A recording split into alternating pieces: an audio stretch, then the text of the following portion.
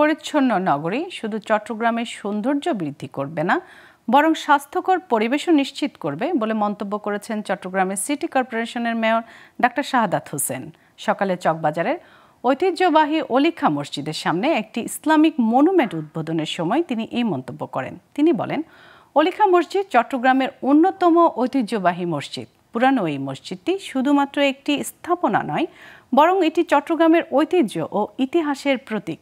নতুন প্রজন্ম যাতে এই মসজিদের ঐতিহাসিক গুরুত্ব বুঝতে পারে, সেই লক্ষ্যে এই মনুমেন্ট স্থাপন করা হয়েছে বলেও জানান তিনি।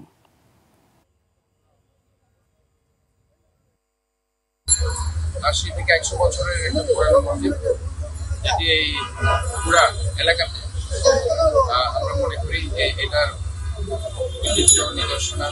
আজকের এই যে অলিখাবাই মসজিদ মোড়ের এই যে মনুমেন্ট, এই যে আপনার এই যে স্ট্রাকচারটা, আমি মনে করি এটা তাদেরকে আরো বেশি আকৃষ্ট।